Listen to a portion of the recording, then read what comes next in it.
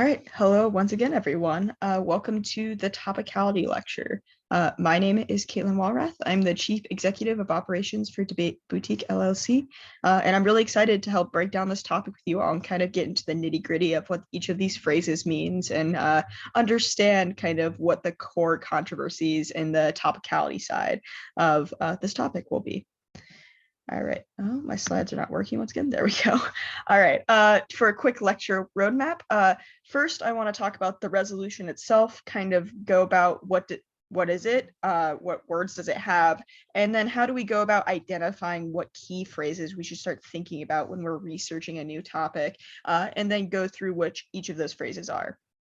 And then second, we'll go over the word or phrase "it's" and just kind of look at its importance within the resolution and how it changes which debates will happen, which asks will be topical, etc. Then we'll look at the word protection and how it also impacts debates, what asks it includes, all that good stuff. Same with then we will go on to the term water resources. Then finally on to the term in the United States, but this one will be a bit unique because we're going to be splitting it up. We'll first define in, and then we'll define the United States, and then look at the implications for how we match those pieces together. And then finally, we'll put it all together, and I have an activity for you all that I'll ask you to pause and work on, and then we'll return, and hopefully you get some insight and some practice into actually categorizing different Fs as being topical or not. All right, so first, the breakdown of the resolution. So this year's high school resolution is resolved the United States federal government should substantially increase its protection of water resources in the United States. And so looking at a new topic every year, the first question I ask myself is which phrases do we think is going to be most useful or unique to this topic, and how do we begin to define those things, and how do we identify them? And the kind of couple things I believe we should always look for in a new resolution is, number one, phrases that guide us to understand what actions the specified actor, and basically every resolution, there are only a couple that have really ever deviated from this formula since this type of debate has started, which is the United States federal government, the collection of individuals who have to, do a thing, and what that action should be and how they should take it. Second, we should look for phrases that guide us to understand how each of those actions are supposed to be carried out. Is it by a certain process? Is it limited to only doing one or two things, et cetera, et cetera? And then third and finally, we want to look for phrases that guide us to understand where certain actors may be limited or why only certain pathways may get us a topical action. Like there are always either additional phrases or additional words that help clarify the intent of the action phrase or something, and they always end up redefining or ultimately impacting how large or small a topic may be. So looking for those phrases is very important. So in this lecture, I'm going to ask you all to pause for a few seconds and kind of look at this resolution yourself and think which of these phrases or words in this resolution kind of meet each of these categories. So I'll pause for a second so you can pause the video.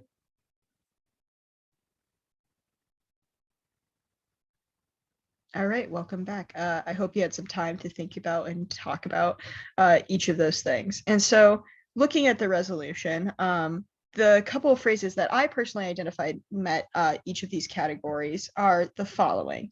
First is it refers to the United States federal government, and it shapes how the action is supposed to be carried out because it says that it has to relate to the United States federal government in some way because it's a reflexive pronoun, which means it's referring back to it. So it changes the scope in that way.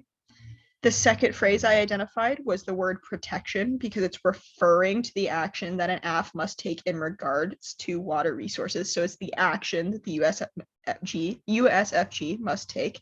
It must protect something.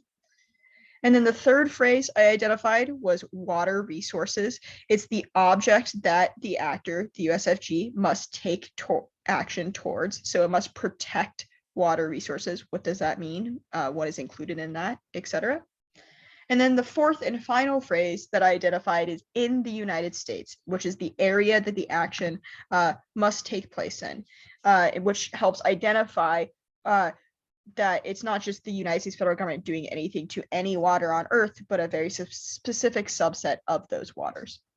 And so the reason we isolate these terms rather than the prior half, and by prior half, I mean resolve, the United States federal government should substantially increase, is because while all words in the resolution can be debated about, focusing each year on the new phrases is important because you have time during the off season or other times to think about the phrases that stay the same or very similar throughout the years, because sometimes you'll have significantly instead of substantially, or a different phrase instead of increase, etc. And so given that when you enter a new topic, you really want to spend your time looking for the new phrases and how they change the dynamic of those words you've already seen before. And so researching and thinking about topicality requires almost creating a thought map of the relationships between these different new phrases and these old phrases that we've seen before. And then in conjunction, the whole resolution, in order to get kind of a holistic picture of where and I'll admit these are kind of loose because, obviously T is a debatable thing, but where these boundaries of the topic lie. How do we begin to understand what we can expect out of asks, that all the asks that can be researched? What can we expect? What neg arguments will be the most effective because they answer the largest or they exist in the largest portion of the literature base of the topic, et cetera, et cetera. And so given that, let's get into it. Let's start looking at some of these phrases and start thinking about how they shape the topic. So the first is the phrase "it's." And so the question I want to ask here is, how do we begin to define it? Like I said earlier, it's a reflexive pronoun, which means it is a stand-in for a noun that has been introduced for the sentence. And it says it is a callback to something that has been said before. I mean, at least for our purposes and understanding things for topicality, grammar folks, please don't get on my case. I got like a B in the class, but like for debate purposes, this is what it is. But, for real life purposes, it definitely has a much more technical definition. But anyways, given that, and given it's a reflexive pronoun, we know it's referring to the United States. We want to kind of identify a couple of definitions that change how that relationship between the actor and this pronoun work. And so there are a couple main definitions for it. And it will be very helpful if throughout this lecture, if you are a Debate Boutique student, if you have our Topicality and Framework Starter Pack file open, because I will be referring to different cards in each of these word headers that you can refer to. So the first definition comes from this person, Brent. It is this piece of evidence says is that it is an exclusive pronoun, which means only the federal government may do the funding or regulation of water protection of water resources in the United States. And so this helps encompass that the federal government must have some level of ownership over the project that exists, which limits out different asks that may have like the federal government set up like a grant program or something for then either private companies or other actors to eventually implement the end means of the AF. The second definition for its is different. It says that its is a reflection of possession by the noun being referred to, which means the federal government must own the end result of the plan, even if they do not fund or regulate it themselves. So it's not that they have to own the process, or they do not have to be the ones who implement the end thing. They just have to establish ownership of it at the end. So example for something like this would be like a public-private partnership where the federal government can say, hey, we're going to pay the most competitive private company to build this thing for us. But then when the private company builds that thing, the federal government then resumes ownership and management of it. So something like that. And that comes from the glossary of English grammar terms in the file. And then the third and final definition for its that I want to introduce to you all is that it means that it is just something that is associated with the noun being referred to, which in this case means that the plan just must fall within the realm of the federal government's jurisdiction with the plan. And this comes from the Oxford's Dictionary Online. So differently from the N2, the government doesn't need to own or do anything or have anything to do with the process. It just simply must be the ones who gets the actions set in motion. And so these would be asks that just have like the EPA direct companies to do something, and then companies would have to do it, or direct states to do something, and then states do the thing. et cetera, et cetera. And so I want to pause here and ask you all to reflect for a couple of minutes on these couple of questions. The first is, how do each of these different interpretations change how you read this topic? And then second, what types of actions do you think are included or excluded by each? And also kind of using the examples I've written out for you. So I'm going to pause for a moment. I'm going to ask you all to pause the video and reflect on this for a second.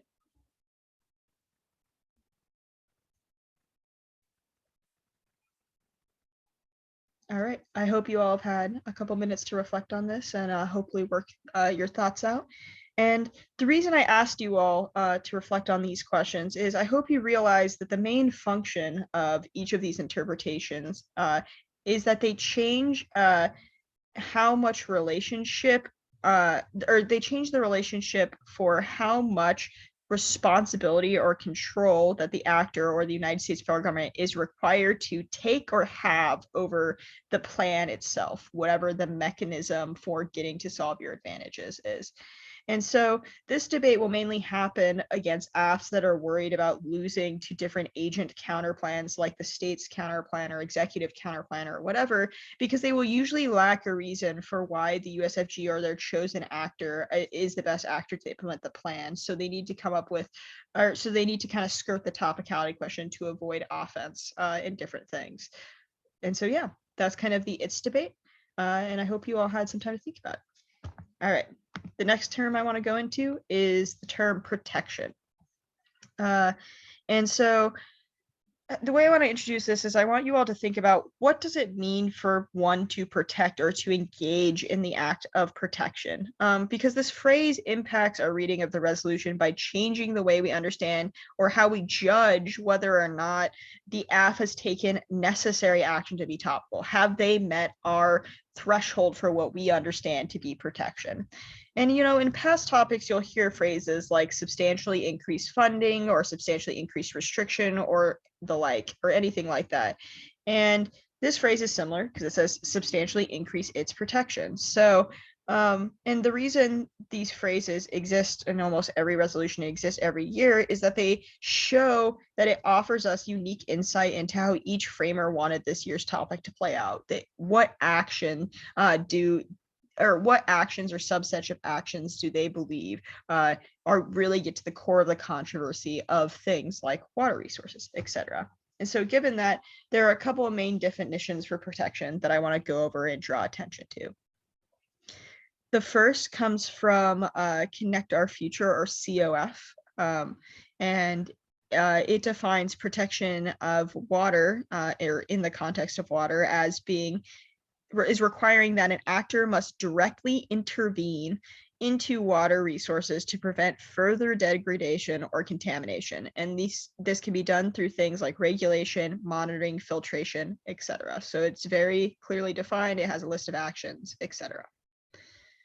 The second comes from the Cambridge Dictionary, and that is just defining the word protect, not in the context of water or anything.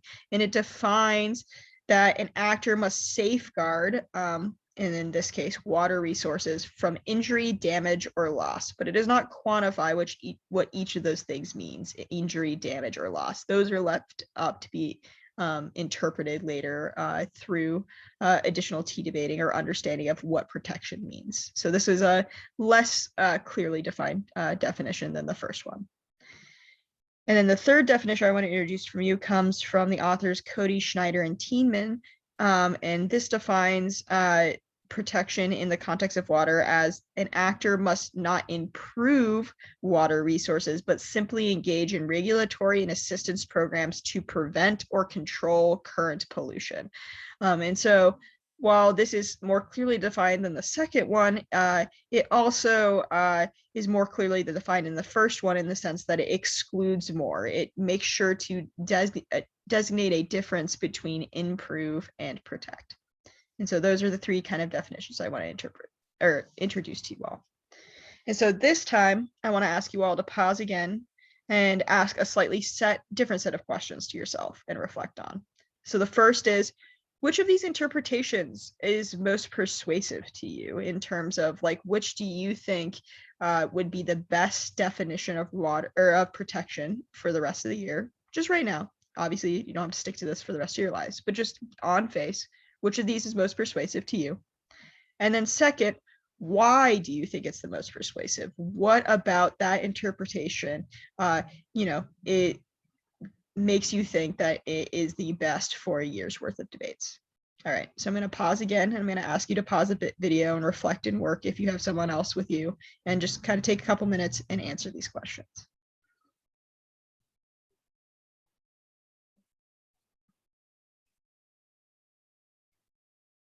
All right, I hope you all have had a couple minutes to reflect. And so the reason I asked you all to reflect on these set of questions for this definition is because we see that there's a large variation in the level of detail and scope of what is considered to be quote unquote protection or taking the act to protect. And so what this signals to us about tea debates, us over this term in particular, is that this debate will mainly center around the question of how many actions should reasonably be allowed for the AF to choose from. Like, do we want a topic that is something akin to do something to water, or do we want to get into the weeds of water legislation? Or do we perhaps want to focus on the impacts of that human activities have on water sources we use, et cetera, et cetera? So I think this area is very ripe for debates, and I encourage you all to kind of research this further and build further understanding upon this area. All right, with that being said, let's get into our next definition, which is water resources. And so we touched a bit on this in the topic lecture. If you watched that on, or if you are in our program, or if you haven't watched it, it's on YouTube on our Debate Boutique channel. And so I'll quickly reference what we kind of talked about there and go through it quickly. However, I will note most of the debate over water resources is less like where does water or where do water resources come from, and more the large debate is over how to classify each of these resources by utility, and then based on their utility, how then do we understand them as being a resource or simply just a source of water?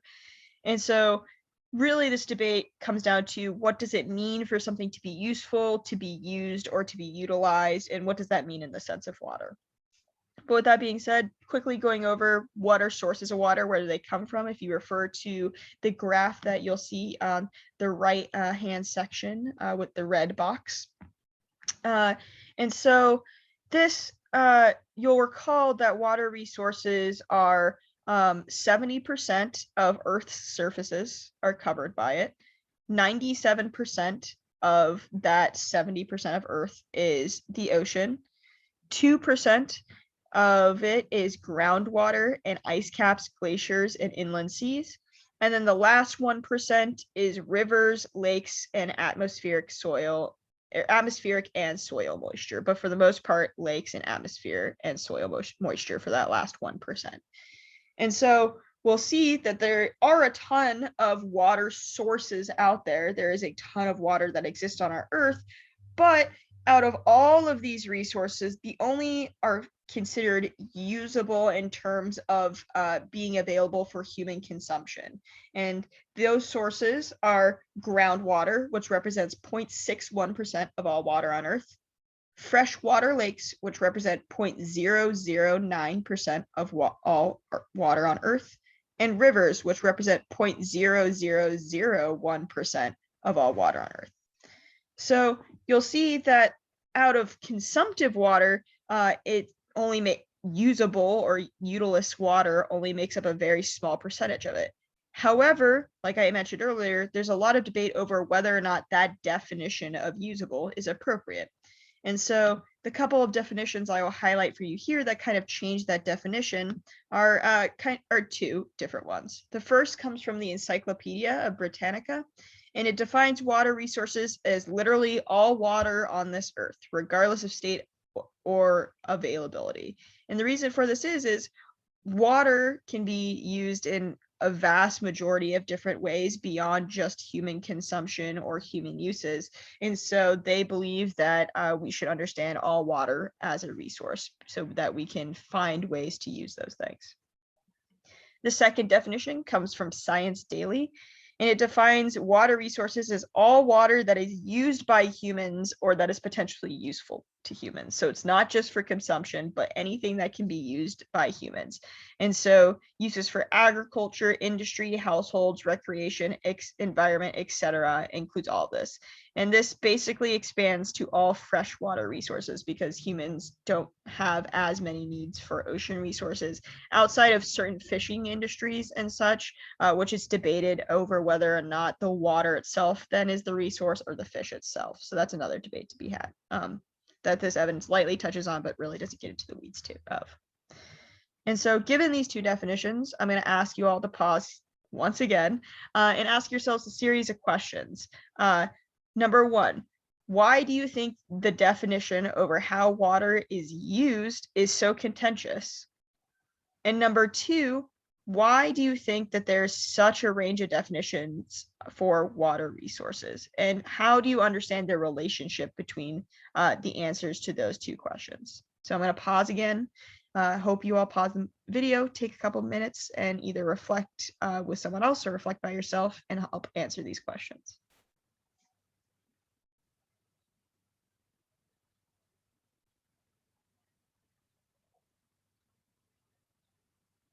All right, so the reason I asked you all these series of questions is I hope you all reflected on the fact that this will be a huge debate that is going to continue throughout the year because this word is so loosely defined, but there is a lot of literature about it, and there are people willing to debate over why it's better to define water resources in one way over another. And so without kind of a stable or consistent definition already in the literature for water resources, many teams will be able to also write AFs about topics that seem small or fringe because they will be able to find a definition of water resources that they can write their plan behind because there are so many people attempting to come up with the best definition already.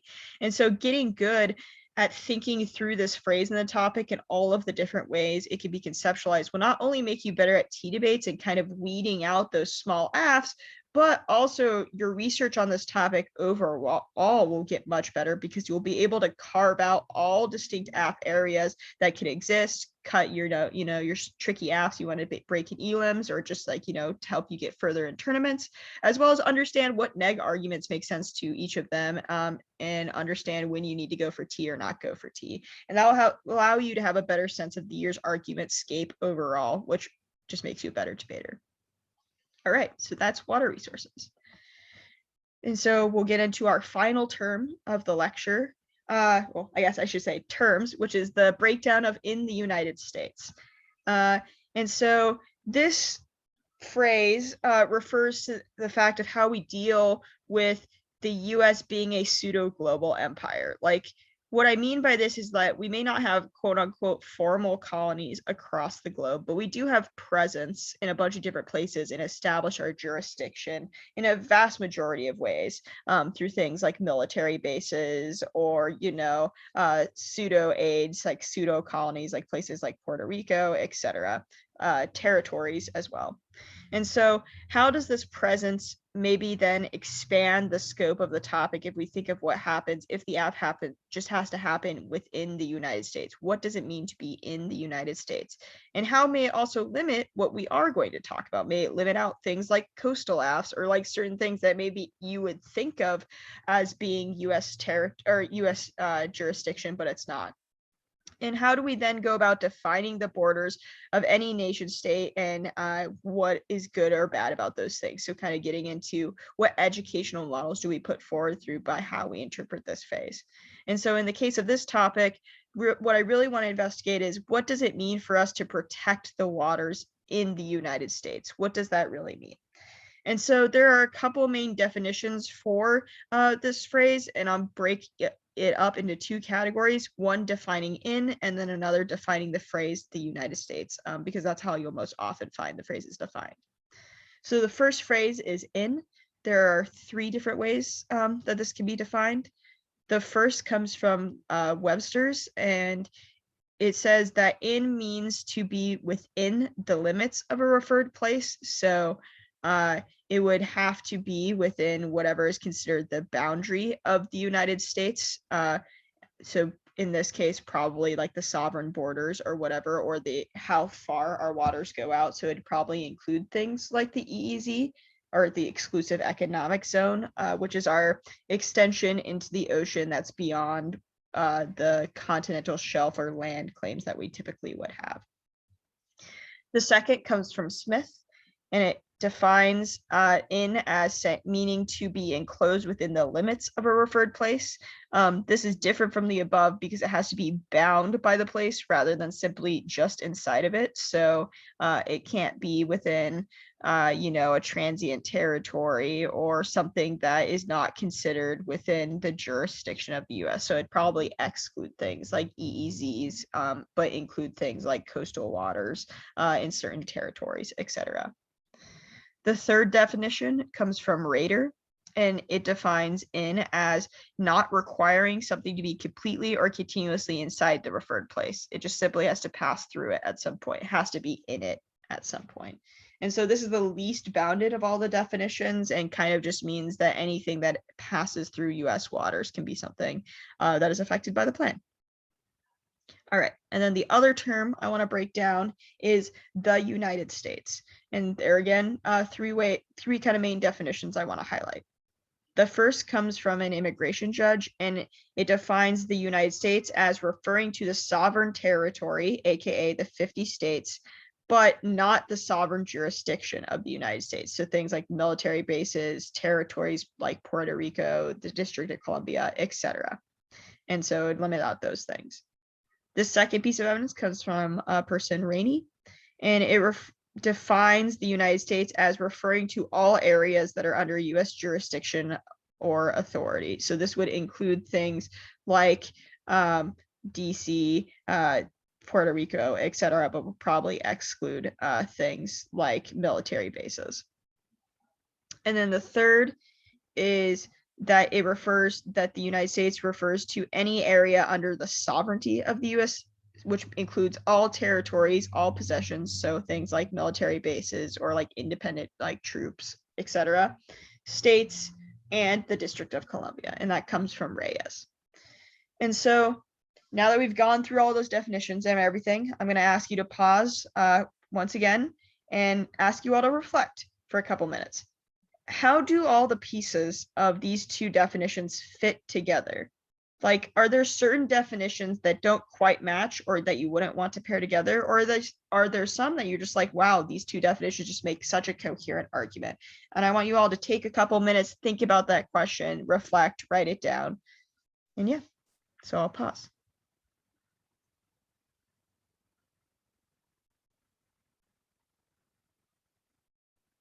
All right.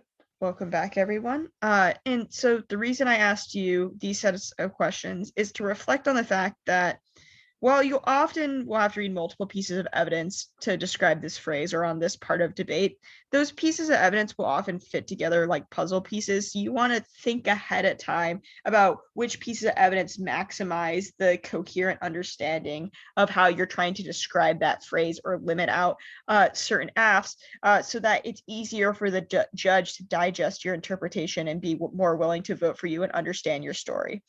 And so this debate will mostly be utilized to limit out small and tricky afs that try to skirt things like the politics DA or the more substantive states counterplan debates that exist and will be the core of this year's topic. So having these arguments ready to go in your arsenal will not only make your opponents think twice about breaking you against you or pulling out those small afs, but it will also allow you to become a more tricky and crafty af writer and really push the bounds of the topic, because you can expand your mind about what in the United States means and not just get stuck of thinking about the 50 states and kind of the waters that are in it. All right. So given with all that, those are all of the words I want to define for you and go over today. And so finally, I would just want to ask you all kind of to do an activity and kind of put it all together. So I would like you all to pause. And if you are a Debate Boutique student, I would like you to work with your consultants and fellow lab mates for at least 15 minutes to work and classify each of these plan texts into topical, untopical categories and discuss which T interpretations best match or don't match each of these plan texts and kind of how you could think about making each of them topical. So please pause, take a minute to work. If you're not a Debate Boutique student, you're just watching this, I also encourage you to just take a moment and think and try to classify these on like a sheet of paper yourself, to try to just really get practice and getting good at understanding how these interpretations change how the topic works and all that stuff. So I'll pause once again, and I hope you all pause for at least 15 minutes, and then we'll return.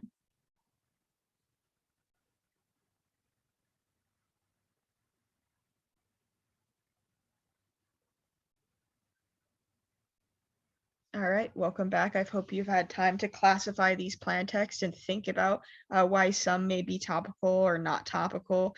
So one of the plan texts I wanted to highlight as I think are egregious examples of things that are being untopical, or really good examples that you can use when you're going for tea against different AFs, are things like offshore or regulating offshore drilling oil platforms and contested waters between the US and Mexico, because I think that's much more of an international or diplomacy topic related thing rather than like a protection or water environmental topic thing. Another one I thought was good was regulating cruise liners to prevent COVID spread, because are cruise liners considered water resources? Are they resources just in water? What do all those things mean? I think that's a really interesting debate. And then the last one, the expanding Coast Guard and Navy jurisdiction to enforce U.S. environmental laws beyond territorial waters. So like, what does it mean if the AF literally changes the definition of what in the United States itself, what in the United States means itself? And so I want to highlight those. I hope you all think about those some more. And with that, I hope you all have a much more solid understanding of the key phrases in this topic, how topicality is going to work. And I'm looking forward to answering you all's questions in person and actually working with you all, as well as seeing your further insights into how the topicality debate goes at a further date. Bye, all. See you in the future.